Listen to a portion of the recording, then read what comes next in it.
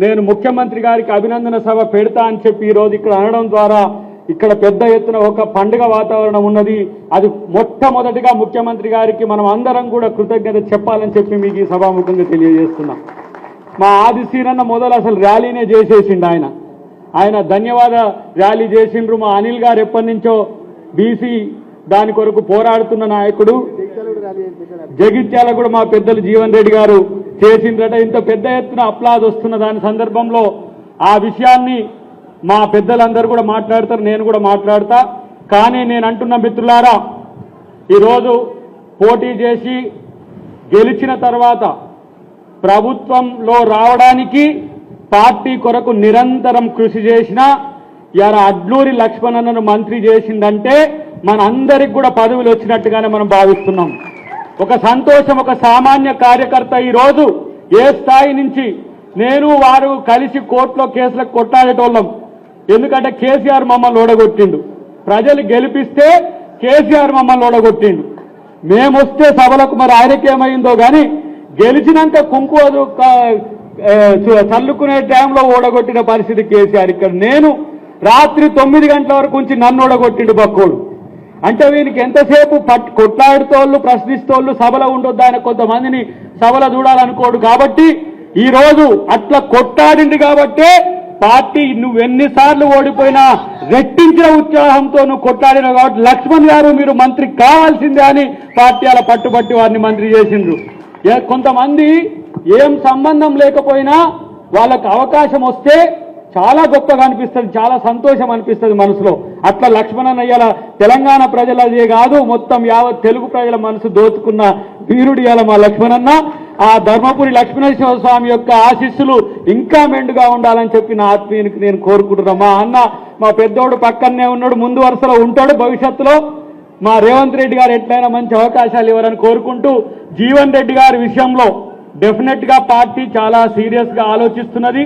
మేము కూడా, ఎందుకంటే నేను వారి స్ఫూర్తి ఏంటంటే మేము డిబేట్లలో కూర్చొని ఎక్కడైనా ఏ మాత్రం కొంచెం పార్టీ లైన్కు అటు ఇటుగా ఉన్నా అవసరమైతే ఫోన్ చేసి వెంటనే దాని మీద అయితే మందలింపు లేదంటే సరిచేసుడే ప్రక్రియ వారు ఎప్పటి నుంచి. నేను 10 సంవత్సరాలు కాంగ్రెస్ పార్టీ కొరకు పనిచేస్తున్న క్రమంలో ఒక్క చిన్న అంశం అక్కడికి వచ్చినా అక్కడిక్కడ వారు సరిచేసే ఒక మహానేతగా నేను చూస్తా వారిని. ఎందుకంటే జీవన్ రెడ్డి గారంటే కేవలం ఏదో జగిత్యాలకు సంబంధించిన నాయకుడే, జగిత్యాలలోనే గెలిచి మంత్రి అయిన నాయకుడు కాదు. ఆయన కాంగ్రెస్ పార్టీకి పెద్ద దిక్కుగా ఉన్న నాయకుడు అనే విషయాన్ని మీరు గుర్తుపెట్టుకోండి. ఆ రిగార్డు వారి మీద మా ముఖ్యమంత్రి గారి నుంచి అందరికీ ఉంటుంది. కాకపోతే వారిని మరింత నేను అనుకుంటున్న ఒక మంచి అవకాశం కొరకు పార్టీ చూస్తుందనే ఉద్దేశం నాకున్నది. నేను రాసే రిపోర్ట్లో కూడా ఆ విషయాన్ని ప్రస్తావిస్తా అని చెప్పి మీ అందరి ముఖంగా కూడా నేను తెలియజేస్తున్నా. మిత్రులారా, మీరు కూడా ఇప్పుడు మీదే టైము, మీకోసమే మేము వచ్చింది. సర్పంచ్లు అవుతారా, ఎంపీటీసీలు అవుతారా, జెడ్పీటీసీలు అవుతారా, జెడ్పీ చైర్మన్లు అవుతారా, డైరెక్టర్లు అవుతారా, దమ్ముంటే కొట్లాడి మళ్ళీ రేపు ఇంకా ఏదైనా గెలిచే అవకాశం ఉంటారా మీరు ఆలోచించండి. ఇవాళ నేను కానీ మా అనిల్ గారు కానీ మా సీట్లను వేరేటోళ్ళకి ఇచ్చినాం. మా దగ్గర మా సామేల్ గారికి ఇచ్చినాం. ఇలా ఎమ్మెల్యేగా వారు 55,000 పైచిలు కోట్లతో గెలిచిండ్రు. వారి దగ్గర బాల్కొండ దగ్గర మిత్రుడు మన సునీల్కి ఇచ్చినాం. కొంచెంలో పోయింది. ఇప్పుడు ఆ ప్రశాంత్ రెడ్డే జర ఎక్స్ట్రా చేస్తున్నాడు. ఇలా ఏదో దాడి చేస్తుండు మన దేవేందర్ రెడ్డి మీద. ఈ 9 సంవత్సరాల్లో బీఆర్ఎస్ పార్టీ గల్ఫ్ బాధితులకో విదేశాల్లో ఉన్నోళ్లకో చేసింది ఏం లేదు. ఇలా రేవంత్ రెడ్డి గారు ప్రభుత్వం వచ్చిన తర్వాత ఏం చేస్తున్నామో మనం చూస్తున్నాం కదా. దాని మీద ప్రశాంత్ రెడ్డి మాట్లాడిన దానికి ఇలా దేవేందర్ రెడ్డి ఏదో పోతే వారి మీద దాడి చేస్తున్న పరిస్థితి. దాడులు టీఆర్ఎస్ వాళ్ళు దాడులకు తెగబడుతున్నారు.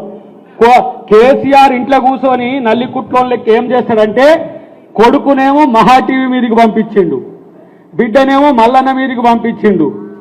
ఇవాళ వాళ్ళ శిష్యగణాన్నేమో నాయకుల మీదకి పంపిస్తుండు. బిడా జాగ్రత్త కేసీఆర్.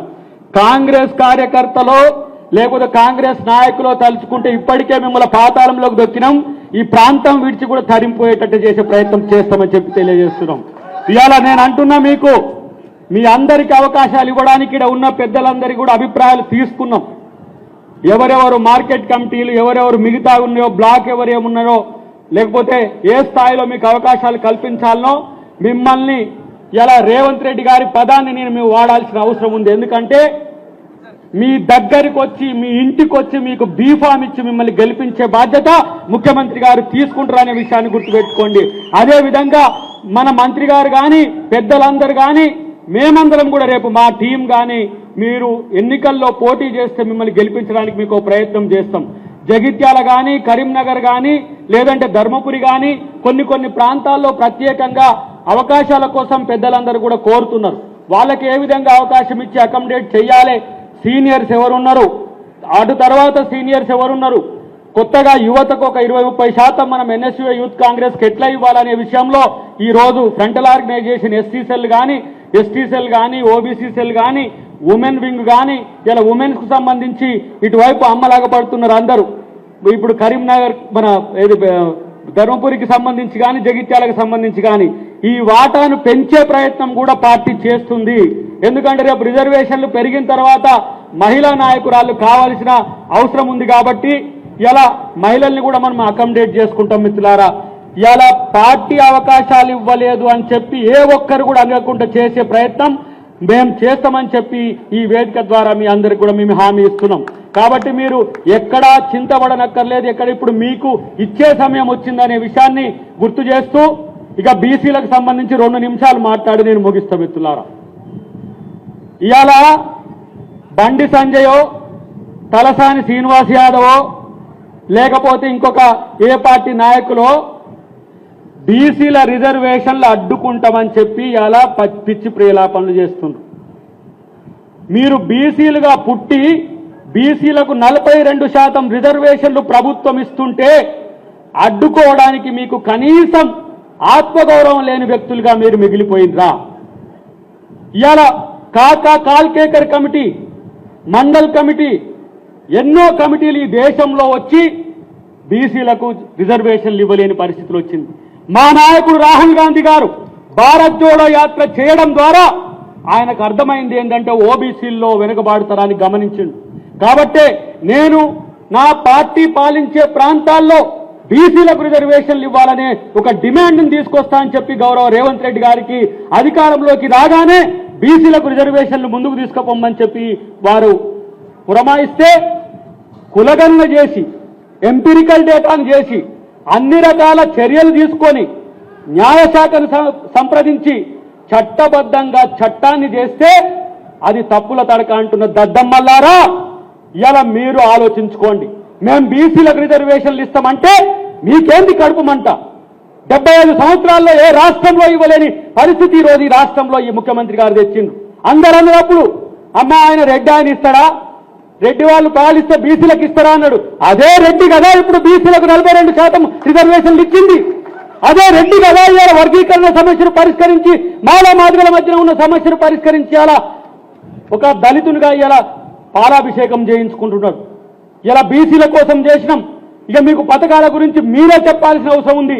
ఈ దేశంలో కాదు ప్రపంచంలో ఎవరైనా సన్నబియ్యం ప్రభుత్వాలు ప్రజలకు ఇచ్చిన చరిత్ర చూపేయండి. నాకు సన్నబియ్యం ఇచ్చిన చరిత్ర చూపేయండి. రేషన్ కార్డు ఇవ్వలేని దద్దమ్మలిల్లు. రేషన్ కార్డు కనీసం ఇవాళ 9 వస్తువులను గతంలో కిరణ్ కుమార్ రెడ్డి గారు ఉన్నప్పుడు 9 వస్తువులను మనం అభయస్థం పేరు మీద ఇచ్చినాం. ఒక నాసిరకం బియ్యాన్ని, దొడ్డు బియ్యాన్ని స్లిమ్ చేసి సన్న బియ్యం అని చెప్పిన దరిద్రుడు కేసీఆర్. ఇవాళ మేము సన్న బియ్యం ఇస్తుంటే ప్రజలు సంతోషంగా ఉంటే కండ్ల మంట. ఇయ్యాల ఒక్క రైతు కమ్యూనిటీకే ప్రత్యక్షంగా పరోక్షంగా 1,00,000 కోట్లు ఇచ్చిన ప్రభుత్వం కాంగ్రెస్ ప్రభుత్వం. ఇలా ఎవరైనా దమ్ము ఇలా మీరు మనం కాంగ్రెస్ కార్యకర్తలు మీరు చెప్పండి, గుండె మీద చేసుకొని చెప్పండి. 50,000 కోట్ల రూపాయలు రైతు రుణమాఫీ, రైతు భరోసా, ఇతరత్ర నగదును మనం ట్రాన్స్ఫర్ చేసిన చరిత్ర ఒక్క ఆర్థిక సంవత్సరంలోనే ఉన్నది. రైతులను వ్యతిరేకం చేయాలని చూస్తారు. బీసీలకు బిల్లు తెచ్చి చేస్తే బీసీలను వ్యతిరేకం చేయాలని చూస్తారు.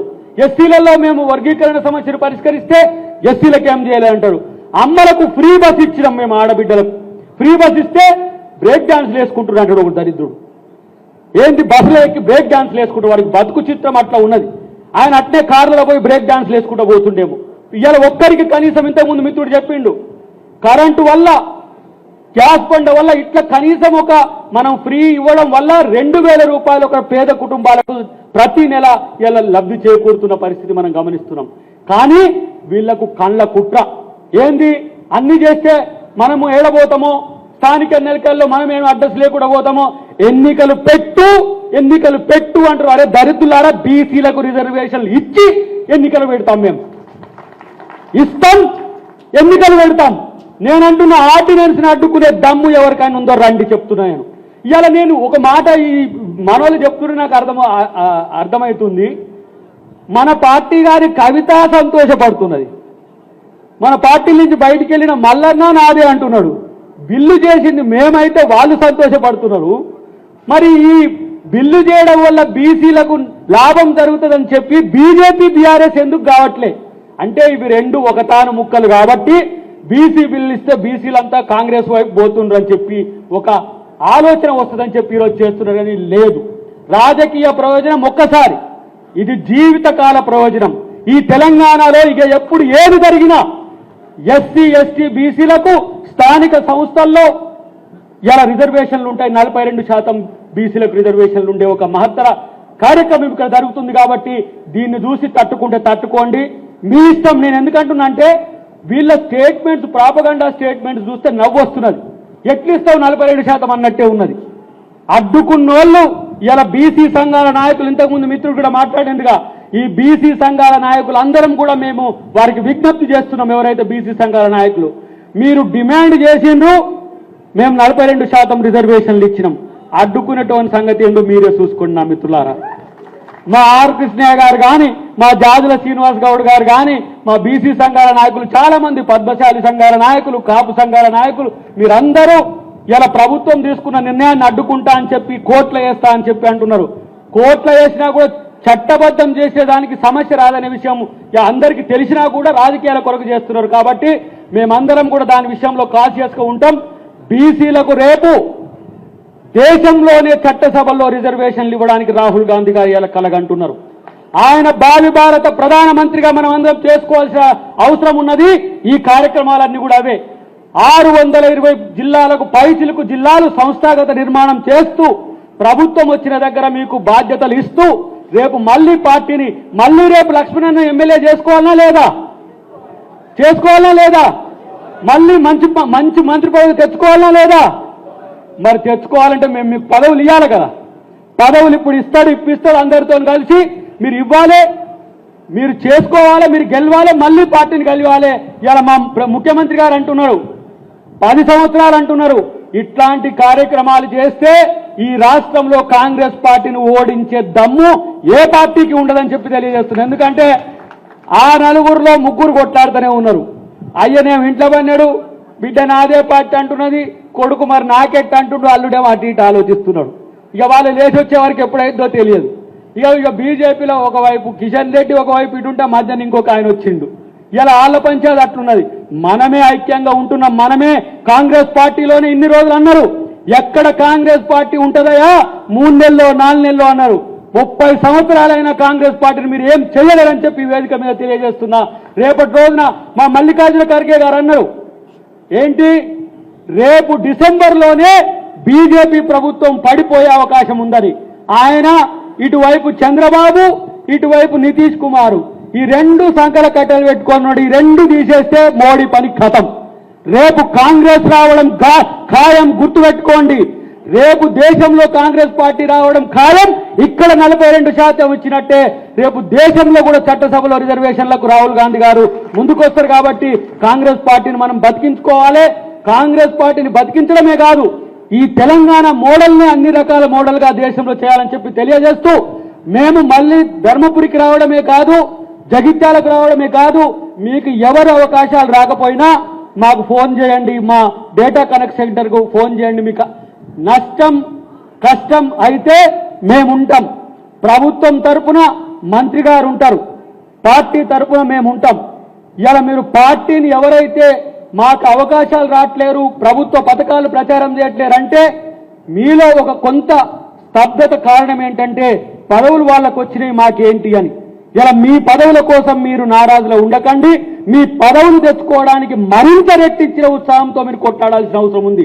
మా అప్పుడేమో తెగించి కొట్లాడి జెండాను ఇలా చేతిలో పట్టిన మీరు మీకు అవకాశాలు వచ్చినప్పుడు మీరు సన్నగిలబడొద్దని చెప్పి తెలియజేస్తున్నా.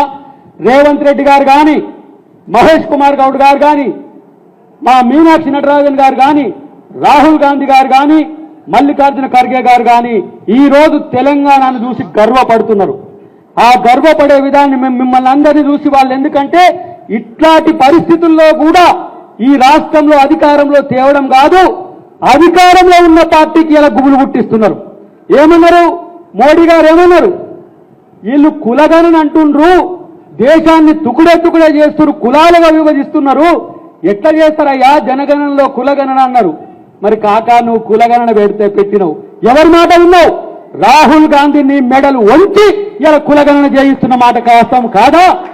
ఇలా రేపు అదే మీరు వస్తే ఇస్తే ఇవ్వండి, లేకపోతే మీరు పోతే కాంగ్రెస్ పార్టీ వస్తుంది. దేశంలో బీసీలకు ఇలా చట్టసభలో రిజర్వేషన్ల కోసం కుల జనగణనను డిమాండ్ చేసింది కాబట్టి చేద్దాం చెప్పి తెలియజేస్తూ, మీ అందరికీ ఆకలి అవుతున్న కారణాన్ని చాలా విషయాలు చెప్పాల్సిన అవసరం ఉన్నా పెద్దలందరూ కూడా మాట్లాడాల్సిన అవసరం ఉంది. కాబట్టి మిత్రులారా, ఈ రోజు జరుగుతున్న ఈ సమావేశాన్ని నేను ప్రత్యేకించి ముఖ్యమంత్రి గారికి ఇవన్నీ ఎందుకు దృష్టికి తీసుకురావాలంటే, ఎంత సంతోషంగా ఉండ్రో పాలకునికి తెలవాల్సిన అవసరం ఉన్నది. ఈ కాకిగోలగాళ్ళేమో చుట్టూ చేరి ఆ సోషల్ మీడియాలో ఆ మీడియాలో అంతా కూడా చేసింది రైటా తప్ప అనేటట్టుగా కన్ఫ్యూజ్ చేస్తున్నా. ఆయనేమో మన ఊళ్ళో కమరాయన, మన ఊళ్ళో హంసలాయన ఏదో ఆయన బాధ్యతోని పనిముట్లు చెక్కి ఆ పక్కకు పెట్టినట్టు, హంసలాయన దిద్దులు ముక్కు పుడకలు చేసి పక్క పెట్టినట్టు పథకాలన్నీ చేస్తుడు, జనంలో వదులుతున్నాడు. కానీ దానివల్ల వచ్చే సామాజిక ప్రయోజనాన్ని మనమే ఈరోజు చెప్పాల్సిన అవసరం ఉంది. నువ్వు చేసిన పని మంచిది అన్నా అని చెప్పే బాధ్యత మేమందరం తీసుకుంటాం. ఇలా అడ్లూరు లక్ష్మణ్ కుమార్ గారు అదే ప్రయత్నం మీద చేసింది కాబట్టి వారికి ప్రత్యేక కృతజ్ఞతలు తెలియజేస్తూ, మహిళల్ని కూడా మీరందరూ రాజకీయాల్లోకి తీసుకొని రండి. ఎందుకు ఈ మాట చెప్తున్న చివరగా అంటే, నా సతీమణిని కూడా తీసుకొచ్చినా ఇక్కడ కూర్చున్నది నాగమణి గారు. ఎందుకనంటే మీతో పాటు అవకాశం ఉంటే వాళ్ళను రాజకీయాల్లోకి ఎందుకు తీసుకురావాలని చెప్తున్నంటే, మన పార్టీకి మంచిదని, దాంతో పాటు మహిళలు రాజకీయ చైతన్యం తీసుకురావాలనేది సోనియా గాంధీ గారి యొక్క కళ, సోనియా గాంధీ గారి యొక్క ఆలోచన. ఒక మహిళ, ముగ్గురు మహిళలు కలిసి మనకు తెలంగాణని ఇచ్చిండ్రు. ఆ రోజు నేను తెలంగాణ ఉద్యమకారుణ్ణి. అమ్మ సోనియా గాంధీని, రెండవది చనిపోయినా కూడా బీజేపీ అయినా సరే సుష్మా స్వరాజ్ గారిని, 3 మీరా కుమార్ గారిని. ముగ్గురు అమ్మల మూలపుటమ్మ తెలంగాణ తల్లి ఈరోజు. కాబట్టి మహిళల్ని మనం రాజకీయాల్లోకి తీసుకురావాలని చెప్పి తెలియజేస్తూ, మీ అందరికీ నా ప్రత్యేక కృతజ్ఞతలు తెలియజేస్తూ, జై కాంగ్రెస్.